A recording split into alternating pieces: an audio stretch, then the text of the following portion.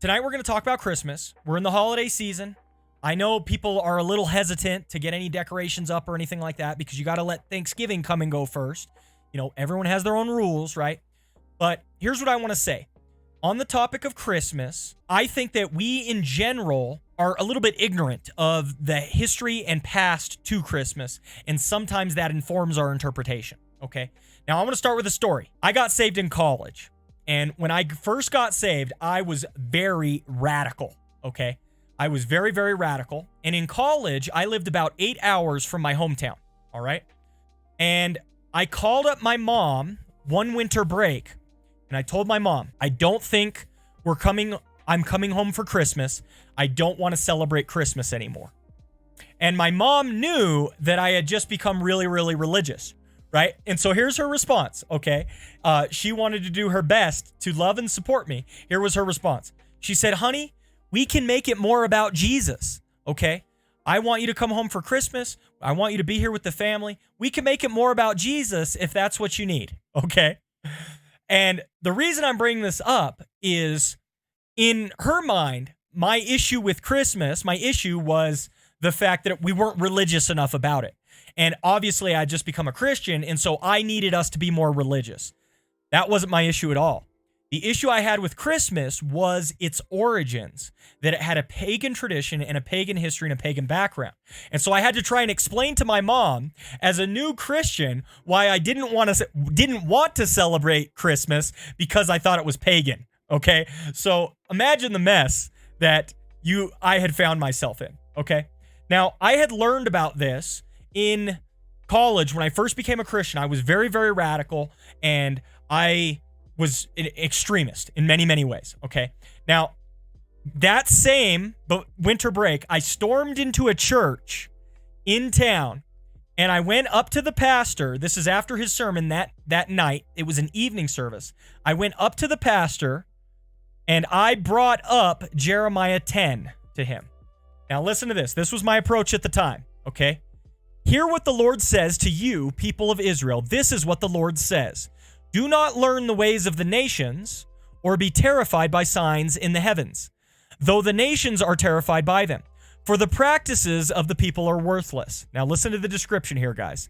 They cut a tree out of the forest, and a craftsman shapes it with a chisel. They adorn it with silver and gold. They fasten it with a hammer and nails so that it will not totter. Okay, guys, now here was my interpretation at the time.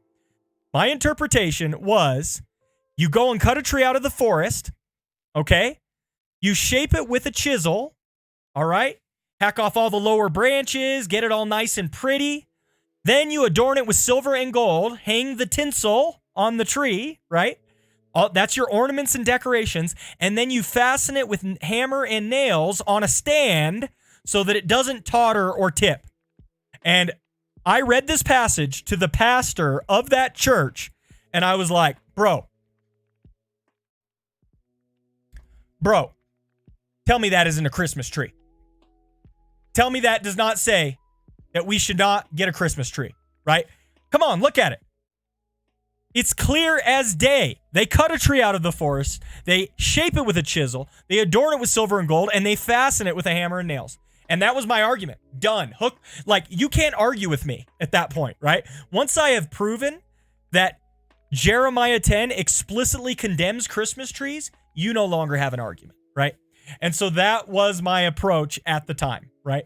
That was where I was actually coming from in my mind. So a couple stories so that you can see I have this background or history of turning away from secular holidays, especially like Christmas and Halloween. I have since changed my approach, but I want you to understand the background of where Christmas comes from. And the Evangelical Dictionary of Theology has a good discussion of this.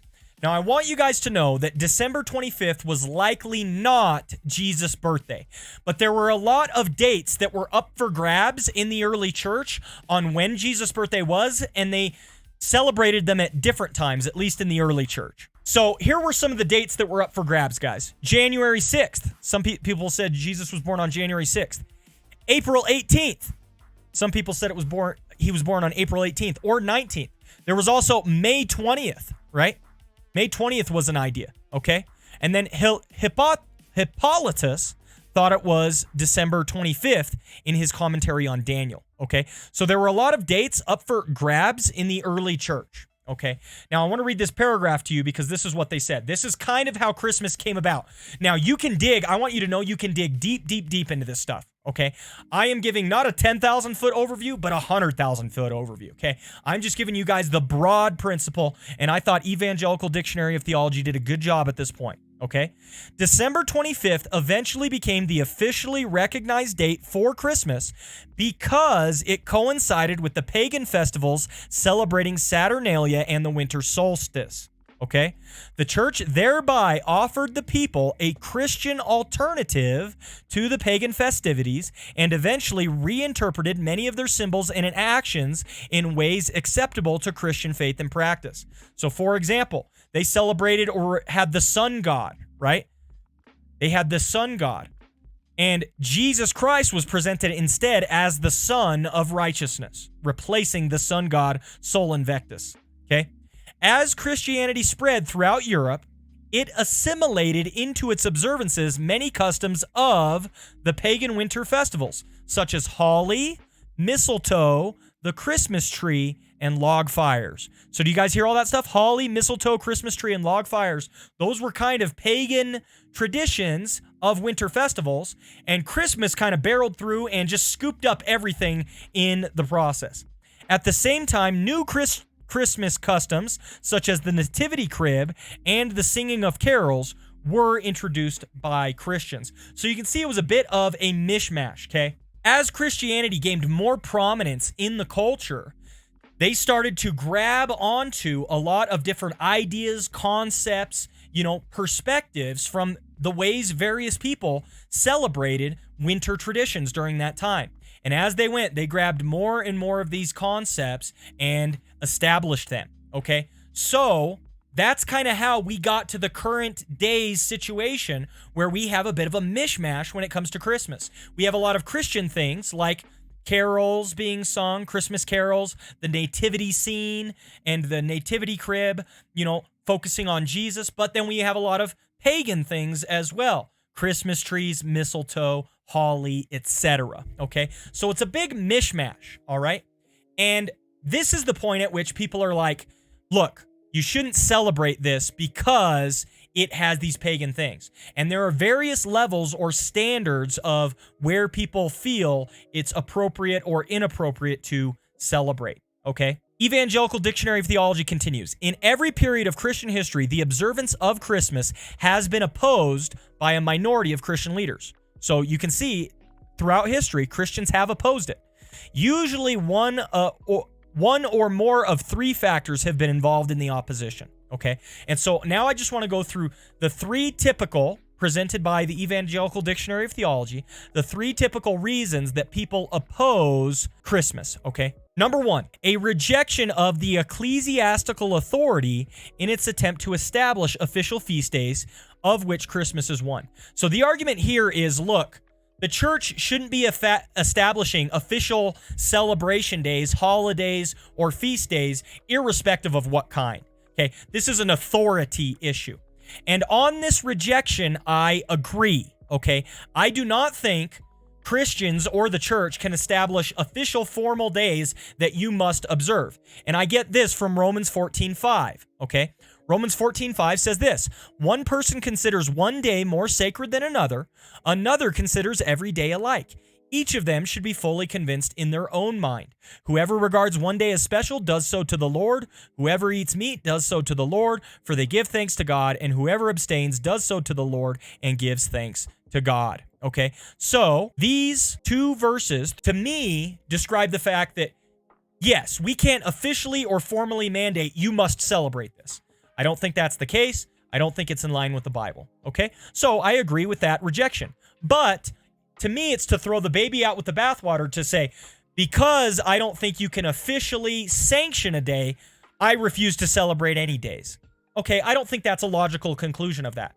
Just because I don't believe the church can force me to celebrate Christmas does not at all mean that I don't think you can celebrate Christmas. Okay, so those are two different ideas, and I wanted to point that out. So that's my first response. Second one, an objection to the drinking, partying, and immorality associated in every age with Christmas festivities. So here the argument is, look, people get out of hand with Christmas. They don't celebrate it for the right reasons. They're drinking, partying. Immorality is in excess. And so we want to reject Christmas because it lends itself to, in a sense, sinful practices. Okay? At this point, I would like to say the abuse of something does not abrogate its proper use. Okay? Just because people sometimes abuse something doesn't mean that you should get rid of that thing entirely, okay? I think that is fallacious reasoning to say, man, this gets abused, let's just get rid of it all entirely. No, I don't think that's necessarily the case. Sure, people may abuse something, but it doesn't mean that we just get rid of it entirely because of that. We should correct the abuse of it, but I don't think we have to correct everything entirely. That's the reason I don't buy into objection number 2, okay? Now, here's objection number 3, and this is what I was convinced of when I was in school. The long-standing and continuing associations of Christmas with pagan religious ideas and practices.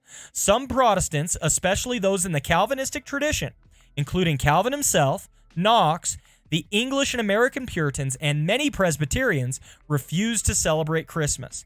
However, the Lutherans, the Continental Reformers, and most other Protestants defended the observance of Christmas and sought to emphasize its deeper truth expressed in the doctrine of the Incarnation. Okay? So you can see there's a difference there, even amongst the Reformers, over what we're going to do. And it had to do with the fact that it had an association with pagan religious ideas and pagan practices. It's at this point that I disagree, because I think the conclusion you would come to would be that you just cede all of the pagan stuff to Satan. They all become his days, they become his property, and it's all in his hands, and you don't get to do anything about it, okay? This is kind of the argument I made when I talked about Halloween. So, you know, if you want to hear what I think on holidays in general, check out the Halloween video. I think you'll find that helpful. Okay, but this is the question I would ask then at this point. Do we just give all the days away to Satan? Do we just say, oh no, it has pagan associations, so we should just disengage from all of them? And it's at this point that I want to pull up this graph that we talked about in the Halloween video. These are the two questions you need to answer when it comes to how Christians should engage with the culture and the society. Okay. First, you have to ask yourself, should we be pessimistic or optimistic about the possibility for cultural change? So here's my point with this. Can we redeem Christmas? Can we take something that was pagan and make it godly? That's the first question I have. And I would apply this same logic to Halloween, okay? The second question, is the current culture redeemable and good, or is it fundamentally fallen? And how you answer these two questions is going to determine where you fall on this graph, okay? Whether or not you're a counterculturalist or a transformationist. Whether or not you're two kingdoms or your relevance, okay? Now, I want you guys to know I'm a transformationist. I believe the culture is fallen, but I am optimistic about the possibility of cultural change. And so because I believe the culture is fallen, but I'm optimistic, when you combine those two ideas, I think that we should take cultural holidays and we should adopt them as Christians and put our Christian focus on them, okay? That's how I think we should approach it. So because I believe the culture is fallen, but I am optimistic about the ability for it to be redeemed or changed, I believe we should take Christmas and redeem it. And that's the very history that I think has happened with Christmas. We can emphasize Christmas by celebrating those explicitly Christian aspects to it and focus on Jesus, focus on his incarnation, and utilize those sorts of things, okay? Now, if somebody believes the culture is fallen and they're pessimistic about the possibility for cultural change, they're likely to say we should not celebrate Christmas because they don't think it can be redeemed, okay? It's fundamentally opposed to Christian values and virtues in general, and we should just stay away from it and do our own thing instead. While I don't agree with that approach, I understand how people can get there, and that's the perspective that I had when I first became a Christian, like I described earlier. Okay? So I wanted you guys to see this chart, and whether or not you're optimistic or pessimistic, and whether or not you think the culture is good or fallen, is all going to affect how you approach these holidays. I have one final argument that I want to go to, and that is the fact that we as Gentiles have always been affected by paganism, okay? We are converted pagans. That's what a Gentile is, right? I don't know if you guys remember, but it was all of us Gentiles who used to worship all of the Egyptians' gods and goddesses, you know, Ra, Osiris, right? Isis, etc. Or the Norse gods, right? Thor, Freya. Those are Norse gods, okay? Or go to Greece or to Rome, right? You have all your Greek and Roman gods as well. Guess who used to worship all of the false gods and who used to be pagan? That was us, guys. Odin. Yep, that's right. We used to be pagan, guys. That's our background. Okay? What I think Jesus comes and does is redeems us from paganism. I think he pulls us out of paganism and instead pulls us into worshiping Jesus with all of our lives, right? He reunites us with the God of the universe, the one true maker, rather than us worshiping all of these pagan gods and goddesses. But the remnants of paganism still pervade our culture and society in certain ways. And I want you to think about this. Where do the days of the week come from? Saturday, Sunday, and Monday are all named after certain things. And Tuesday, Wednesday, Thursday, and Friday are all named after certain things. Saturday, Sunday, and Monday are named after the sky, right? So Saturday is named after Saturn, okay? Sunday is named after the sun, and Monday is named after the moon. So those are those three. Let's go to Tuesday through Friday. Tuesday is certain Germanic god called Tu, right? Wednesday is Woden's day, right? That's where we get Wednesday from. Do you ever wonder why it's all spelled weird? It's Woden's day, okay? Thursday is Thor's day, and Friday is Freya's day, okay? That's where all of those days come from. Now, here's my question. Did anyone think we need to, like, oh man, we've got Sunday to Saturday, we need to rename all of our days because they're all pagan? No, nobody thinks that way. It's just how our culture is, and we just move on and we seek to be the best Christians we can every day of the week, right? I think the same thing applies when it comes to the holidays. And we don't go on these big crusades to rename all of the days of the week or anything like that. They have absolute pagan roots and origins, and we just move on with our lives, right? We don't put our flag as a hill to die on that issue. Why do we go on these crusades with these holidays, guys? Here's what I think we can do. I think we can take the holiday, take the pagan out of the holiday, and then we can crush it as Christians with that day. And I actually think Christmas is almost the perfect example. There are a lot of people out there who don't like a lot of holidays as Christians, but they like Christmas. They're like, well, Christmas, we've Christianized it enough, right? But what makes Christmas any more Christianized than other holidays? You're only separated by time, right? Like you're separated by like 1,500 to 2,000 years of Christians Christianizing the holiday. You don't get to say that I am going to take advantage of all the progress we've made on Christmas and celebrate Christmas now, but I don't want to be a part of the reclaiming of all of these other holidays for Christians in the future. You don't get to do that. That's having your cake and eating it too, okay? No, if Christians in the past could transform Christmas and turn it into Jesus Day, then we can grab holidays from today and transform them in the future and make Jesus Day 2, Jesus Day 3, and Jesus Day 4, okay? So I think we as Christians should be grabbing a hold of all of these holidays and turning them into Christian days and utilizing them for Christ, taking them over for Christ, and reclaiming the world for Jesus because it's all his. That's my goal. That's what I want to encourage Christians to do. Hey guys, Pastor Tanner here. I hope you liked that video, and if you did, would you please consider hitting the like and subscribe buttons? It helps us very much. In addition, we've got 2 links down in our description below to both our Twitch and our Discord. If you're interested in getting more involved in our community, we'd love to see you there. Take care. God bless. Bye now.